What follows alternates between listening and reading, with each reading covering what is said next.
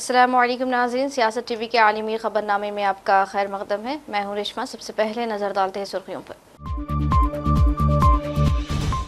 قابل اسرائیلی افواج کی جانب سے غزہ میں تازہ بمباری، 5 فلسطینی شہری ظالم افواج کی فائرنگ اور بمباری میں شہید۔ غزہ پٹی کے انتظام کے لیے قائم کی جانے والی پہلی امن کونسل میں شمولیت کے لیے کئی ممالک نے دستخط کر دیے۔ ٹرمپ کی موجودگی میں ڈاووس میں تقریب۔ قابل اسرائیلی حکومت کے سربراہ نیتن یاہو کو نام نہاد امن کونسل میں شامل کرنے کے امریکی فیصلے کی سخت الفاظ میں مذمت۔ اسلامی تحریک مزاحمت حماس نے جاری کیا بیان۔ ایران بات چیت کرنا چاہتا ہے، ہم بھی بات چیت کے لیے تیار ہیں، امریکی صدر ٹرمپ نے کیا اعلان۔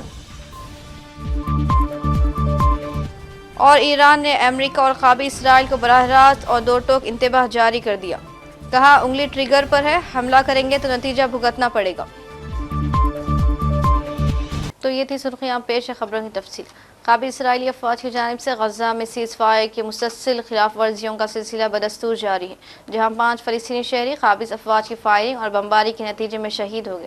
یہ خلاف ورزیاں سیز فائر کے نفاذ کے 103ویں روز بھی بغیر کسی رکاوٹ کے جاری رہیں، جن میں فضائی اور توپ خانے کی بمباری، براہ راست فائرنگ اور گھروں کی منظم مسماری شامل ہے، جس کے نتیجے میں سینکڑوں فلسطینی شہید اور زخمی ہوئے۔ طبی ذرائع نے بتایا کہ قابل اسرائیلی توپ خانے کی جانب سے جنوبی غزہ کے الزیتون محلے کے مشرق میں واقع گاڑیوں کے بازار کے طرف شہریوں کو نشانہ بنایا جانے کے بعد 4 شہداء الشفا ہسپتال منتقل ہو گئے۔ اس سے قبل ایمبولینس اور ایمرجنسی سروسز نے تصدیق کی کہ مشرقی خان یونس میں قابض افواج نے اپنی تعیناتی کے علاقوں سے باہر فائرنگ کر کے ایک فلسطینی شہری کو شہید کر دیا۔ اسرائیلی افواج نے جنوبی غزہ کے مشرقی خان یونس میں اپنی فوجی تعیناتی کے علاقوں کے اندر بڑے پیمانے پر گھروں اور تنصیبات کو بارودی مواد سے اڑا دیا۔ اس دوران اسرائیلی ہیلی کاپٹروں کی جانب سے شدید فائرنگ بھی کی گئی۔ عالمی اقتصادی فورم کے موقع پر سوئٹزرلینڈ کے شہر ڈاووس میں متعدد عالمی رہنماؤں اور عہدیداروں نے، جن میں امریکی صدر ڈونلڈ ٹرمپ سرفہرست تھے، غزہ پٹی کے انتظام کے لیے قائم کی جانے والی پہلی امن کونسل میں شمولیت کے منشور پر دستخط کیے۔ امریکی صدر ڈونلڈ ٹرمپ، جو اس کونسل کے پہلے سربراہ ہوں گے، دنیا بھر کے درجنوں رہنماؤں کو اس میں شامل ہونے کی دعوت دی۔ ان کا کہنا تھا کہ یہ کونسل غزہ میں نازک سیز فائر کے ساتھ ساتھ دیگر عالمی چیلنجز سے بھی نمٹے گی۔ تاہم انہوں نے اس بات پر زور دیا کہ یہ کونسل اقوام متحدہ کا متبادل نہیں ہوگی۔ یاد رہے کہ ٹرمپ کی انتظامیہ نے ان ممالک سے جو ان نئی کونسل میں مستقل نشست کے خواہاں ہیں، کم سے کم $1 ارب کی مالی شراکت کی شرط رکھی ہے۔ امن کونسل کے مجوزہ منشور کے مسودے کے مطابق صدر ٹرمپ اس مجلس کے پہلے سربراہ ہوں گے اور وہی رکنیت کے لیے مدعو کیے جانے والے فریقین کا فیصلہ کریں گے۔ فیصلے اکثریتی ووٹ سے کیے جائیں گے، جہاں ہر موجود رکن ملک کو 1 ووٹ حاصل ہوگا۔ تاہم تمام فیصلوں کی حتمی منظوری صدر کے اختیار میں ہوگی۔ امریکی صدر ڈونلڈ ٹرمپ نے کینیڈا سے غزہ بورڈ آف پیس میں شامل ہونے کی دعوت واپس لے لی۔ ٹرمپ نے سوئٹزرلینڈ کے شہر ڈاووس میں ورلڈ اکنامک فورم میں کہا کہ وہ وزیر اعظم مارک کارنی کو غزہ کے لیے ان کے بورڈ آف پیس اقدام میں شامل ہونے کی دعوت واپس لے رہے ہیں۔ اس حوالے سے امریکی صدر نے ٹروتھ سوشل ویب سائٹ پر لکھا کہ مارک کارنی کو اس اقدام میں شامل ہونے کے لیے بلایا گیا تھا۔ انہوں نے اپنی پوسٹ میں لکھا کہ بورڈ آف پیس کینیڈا کی شمولیت کے حوالے سے اپنا دعوت نامہ واپس لے رہا ہے۔ بورڈ آف پیس دنیا کے بااثر ترین رہنماؤں کا فورم ہے۔ واضح رہے، امریکی صدر ٹرمپ کی جانب سے تشکیل دیے گئے غزہ بورڈ آف پیس میں اب تک پاکستان سمیت 19 ممالک شمولیت اختیار کر چکے ہیں۔ رپورٹ کے مطابق اب تک پاکستان، قطر، سعودی عرب، ترکیہ، انڈونیشیا، بحرین، مصر اور متحدہ عرب امارات بورڈ میں شمولیت اختیار کر چکے ہیں۔ اسلامی تحریک مزاحمت حماس نے قابل اسرائیلی حکومت کے سربراہ نیتن یاہو کو نام نہاد امن کونسل میں شامل کرنے کے امریکی فیصلے کی سخت الفاظ میں مذمت کی ہے اور اسے انصاف اور احتساب کے بنیادی اصولوں کے منافی ایک نہایت خطرناک قدم قرار دیا۔ حماس نے کہا کہ جنگی مجرم اور بین الاقوامی فوجداری عدالت کو مطلوب نیتن یاہو کو اس نام نہاد امن کونسل میں شامل کرنا فلسطینی عوام کے خلاف جاری سنگین جرائم کو نظر انداز کرنے کے مترادف ہے۔ حماس نے واضح کیا کہ نیتن یاہو غزہ پر مسلط سیز فائر معاہدے کو مسلسل سبوتاژ کر رہا ہے اور نہتے شہریوں کو نشانہ بنانے، رہائشی محلوں اور عوامی تنصیبات کی تباہی کے ساتھ ساتھ پناہ گاہوں پر حملے جیسے سنگین جرائم کا مرتکب ہو رہا ہے۔ حالانکہ سیز فائر کے اعلان کو 3 ماہ سے زیادہ عرصہ گزر چکا ہے، حماس نے زور دیا کہ خطے میں استحکام کی پہلی شرط خوابی اسرائیل کی جارحیت کا مکمل خاتمہ اور اس کے جرائم پر بلا تاخیر احتساب ہے، جن میں منظم نسل کشی اور بھوک کو بطور ہتھیار استعمال کرنے کی پالیسی شامل ہے، اور ان جرائم کے سرغنہ نیتن یاہو سر فہرست ہے۔ امریکی صدر ڈونلڈ ٹرمپ نے اعلان کیا ہے کہ ایران بات چیت کرنا چاہتا ہے، ہم بھی بات چیت کے لیے تیار ہیں۔ اپنے ایک بیان میں ٹرمپ نے کہا ایران کی طرف بڑی فورس بھیجی جا رہی ہے۔ ڈونلڈ ٹرمپ نے مزید کہا امریکی فوجی اثاثے مشرق وسطی منتقل ہو رہے ہیں، گرین لینڈ کی سیکورٹی پر نیٹو کے ساتھ مل کر کام کرنے کا وعدہ کیا ہے۔ انہوں نے بتایا اپریل میں چین کا دورہ کریں گے اور سال کے اختتام پر چینی صدر امریکہ آئیں گے۔ انہوں نے یہ بھی کہا کہ زیلنسکی اور پوتین دونوں معاہدہ کرنا چاہتے ہیں اور یہ جلد معلوم ہو جائے گا۔ ٹرمپ طیارے میں میڈیا سے بات چیت کر رہے تھے۔ Just in case, we have a big flotilla going in that direction, and we'll see what happens. It's a big force. We have a big force going toward Iran. I'd rather not see anything happen, but we're watching them very closely. I stopped 837 hangings on Thursday. They would have been dead. Every one of them would have been hung. This is like from 1,000 years ago. This is an ancient culture. Very smart people, by the way, but it's an ancient culture. 837, mostly young men, were going to be hung on Thursday. And I said, if you hang those people, you're going to be hit harder than you've ever been hit. It'll make what we did to your Iran nuclear look like peanuts. And an hour before this horrible thing was going to take place, they canceled it. And they actually said they canceled it. They didn't postpone it. They canceled it. So that was a good sign. But we have an armada. We have a massive fleet heading in that direction. علاقائی کشیدگی میں تیزی کے پس منظر میں ایرانی پاسداران انقلاب کے کمانڈر نے امریکہ اور خوابی اسرائیل کو براہ راست اور دو ٹوک انتباہ جاری کرتے ہوئے خبردار کیا اور کہا کہ کسی بھی غلط اندازے کے نتائج نہایت تکلیف دہ ہوں گے، جبکہ ایرانی افواج مکمل جنگی تیاری کی بلند ترین سطح پر موجود ہیں۔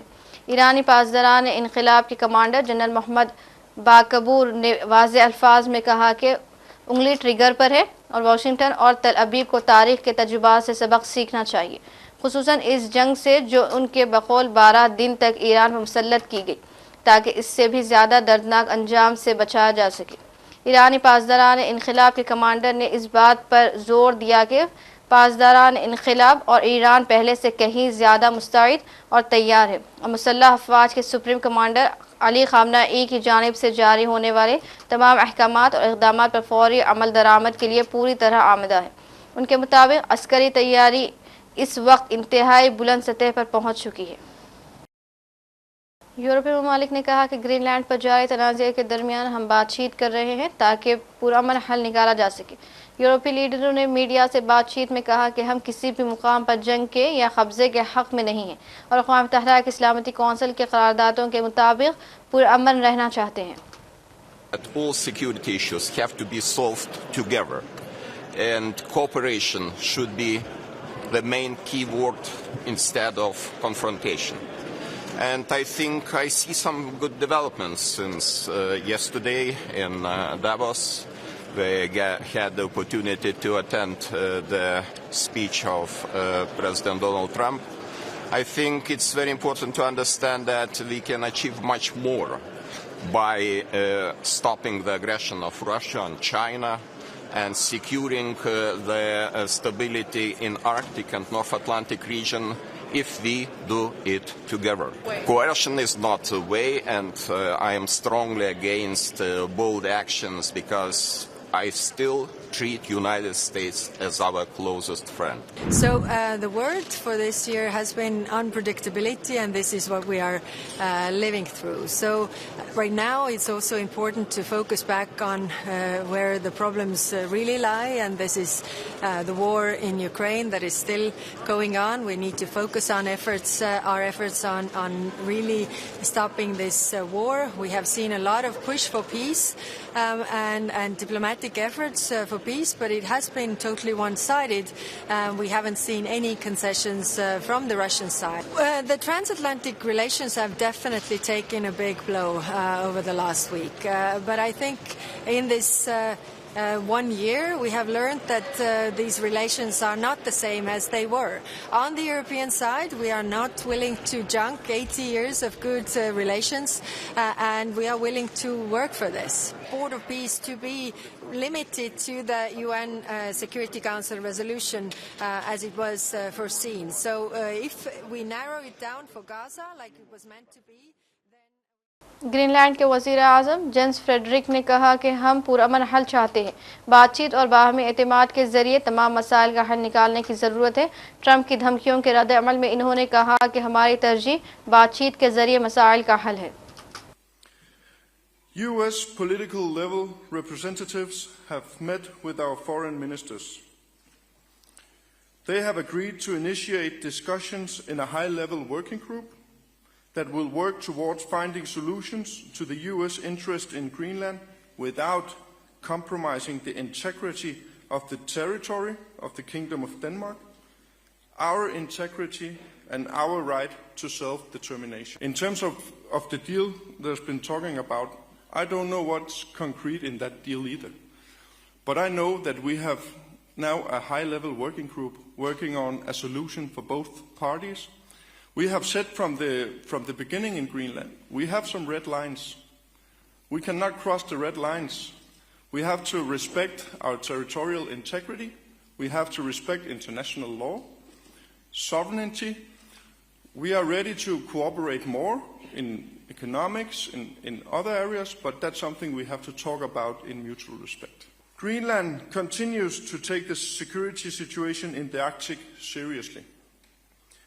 We have always been and remain dedicated to the NATO alliance as we seek to strengthen the security in the Arctic through important initiatives, including a more permanent NATO mission in Greenland and increased military presence and exercise activities. I'm glad and I'm happy that he stated what he did yesterday. And I'm also glad that we have a high-level working group that can sort things out and we can find out concretely what the interests of the US are. As I said before, if we cannot have a dialogue through the right channels, it's difficult for me to see what it actually is about. اور آخر میں سرخیوں پر ایک اور نظر. قابل اسرائیلی افواج کی جانب سے غزہ میں تازہ بمباری. 5 فلسطینی شہری ظالم افواج کی فائرنگ اور بمباری میں شہید. غزہ پٹی کے انتظام کے لیے قائم کی جانے والی پہلی امن کونسل میں شمولیت کے لیے کئی ممالک نے دستخط کر دیے. ٹرمپ کی موجودگی میں ڈاووس میں تقریب. قابل اسرائیلی حکومت کے سربراہ نیتن یاہو کو نام نہاد امن کونسل میں شامل کرنے کے امریکی فیصلے کی سخت الفاظ میں مذمت. اسلامی تحریک مزاحمت حماس نے جاری کیا بیان.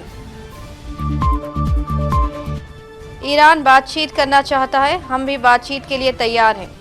امریکی صدر ٹرمپ نے کیا اعلان. اور ایران نے امریکہ اور قابل اسرائیل کو براہ راست اور دو ٹوک انتباہ جاری کر دیا. کہا انگلی ٹریگر پر ہے, حملہ کریں گے تو نتیجہ بھگتنا پڑے گا. اسی کے ساتھ عالمی خبرنامہ اختتام کو پہنچتا ہے. مجھے دیجیے اجازت. اللہ حافظ.